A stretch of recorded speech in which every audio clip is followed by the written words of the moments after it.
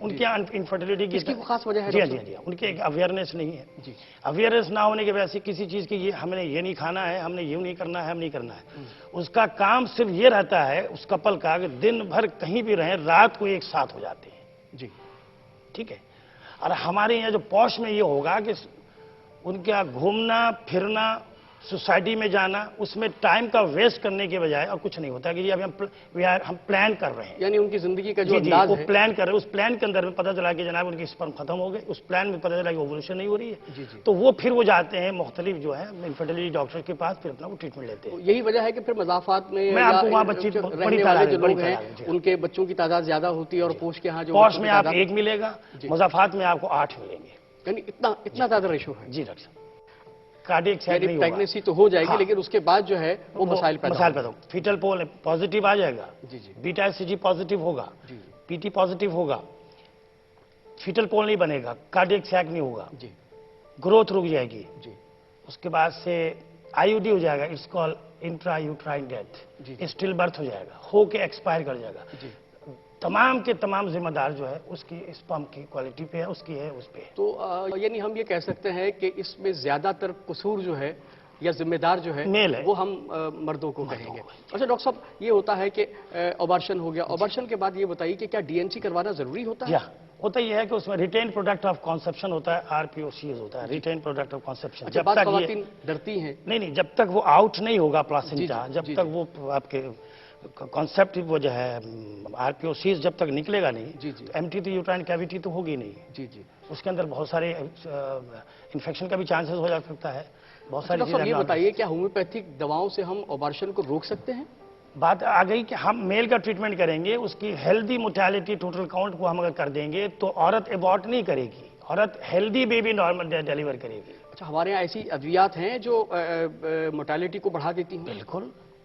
ہمارے پاس ایک پیشنٹ آیا جس نے 22 بار ابارٹ کیا، اور it was referred by the top gynaecologist and I have got the documentary proof.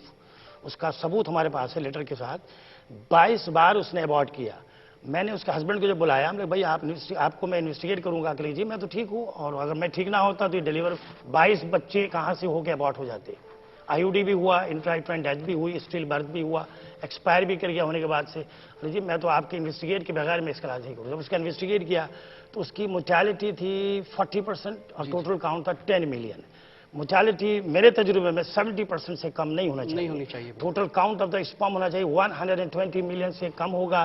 کوئی نہ کوئی ایب نارملٹی اس کو عورت کے ساتھ اس نے بھگتنا ہے. یعنی تو ایب نارملٹی ڈیفینیٹ ہے، کوئی نہ کوئی ایب نارملٹی ہوگی. آپ نے جو بتایا کہ آپ کا جو تجربہ ہے کہ 20% خواتین اور 80% میل آر دا ریسپانسبل. ڈاکٹر صاحب، یہ ایک ای میل ہے ہمارے پاس گجرات سے افضل صاحب کا، بڑا دلچسپ ہے. یہ لکھتے ہیں، بعض ڈاکٹر حکیم، ہومیوپیتھ اور دوسرے کئی شعبہ بعد یہ دعویٰ کرتے ہیں کہ ہماری دوا کے استعمال سے اولاد نرینہ پیدا ہوگی. اس میں کہاں تک صداقت ہے؟ کیا دوا کے استعمال سے اپنی پسند کی اولاد پیدا کی جا سکتی ہے؟ ڈاکٹر صاحب نے دیکھا ہوگا بہت سارے اشتہارات، وہ ایک شعبہ بازی بھی جس طرح انہوں نے کہا ہے فضل صاحب نے، تو اس پہ ذرا کچھ روشنی ڈالیں گے؟ ڈاکٹر صاحب بات یہ تو قدرت کا نظام ہے. جی ٹھیک ہے. لیکن جہاں تک میل بیبی کا تعلق ہے، ہم نے جو اب تک جو ہمارے پاس جو ہمارا تجربہ ہے، جو ہمارے پاس اسٹڈیکل جو ہمارے کام کیا اس پہ، کہ یہ بھی ذمہ دار مرد ہی ہے. اچھا. جی ہاں. مرد کی motility total count of sperm اگر بڑے ہیلدی ہوں گے تو اس کی یہاں میجورٹی جو ہے میل بیبی ہوگا. اچھا. جی ہاں. عورت اس کی ذمہ دار نہیں ہے. عورت کی ذمہ دار نہیں ہے. اور یہ عورت یہ پیدا نہیں کر سکتی. جو بات انہوں نے کہی ہے کہ جو لوگ دعویٰ کرتے ہیں کہ ہماری دوا سے اگر کسی دوا سے اگر کسی میل کا موٹیلٹی ٹوٹل کاؤنٹ، جو میرا ذاتی تجربہ ہے، اس کا کسی سائنسی تو اس کے پیتھی سے تعلق نہیں ہے، اگر وہ ٹھیک ہو جائے، اگر میل ہو جائے تو اس میں کچھ نہیں کہہ سکتا. ڈاکٹر صاحب، آخری سوال میرا آپ سے یہ ہے کہ ایسے لوگ جو کسی وجہ سے بھی بانجھ پن کا شکار ہیں، یا جس طرح آپ نے مردوں میں موٹیلٹی کی بات کی ہے وہ کم ہے، تو کیا دوا کے علاوہ کچھ غذا بھی ایسی ہے، خوراک ایسی ہے جس سے ہم اس کو کچھ کنٹرول کر سکتے ہو یا موٹیلٹی میں بہتری لا سکتے ہو؟ ڈاکٹر صاحب، پہلے میں نے بتایا کہ اگر خوراک میں اگر کی وجہ ہوتی تو جو مضافاتی علاقے میں ان ایک وقت کی روٹی میسر نہیں ہوتی، ان کی یہاں بچے دیکھیں 8-10 تو ضرور ملیں گے. اگر غذا ہوتی تو وہ پہلے کھا چکے ہوتے اور ان کی اولاد ہو چکی. غذا سے اس کا کوئی تعلق نہیں ہے لیکن علاج سے اس کا تعلق ہے. تو ڈاکٹر صاحب، بہت بہت شکریہ. بانجھ پن کے موضوع پہ بہت اچھی گفتگو آپ کے ساتھ رہی. ناظرین، اس کے ساتھ ہی ہمارے آج کے پروگرام کا وقت ختم ہوتا ہے. آئندہ ہفتے اسی وقت اسی چینل پر آپ سے دوبارہ ملاقات ہوگی.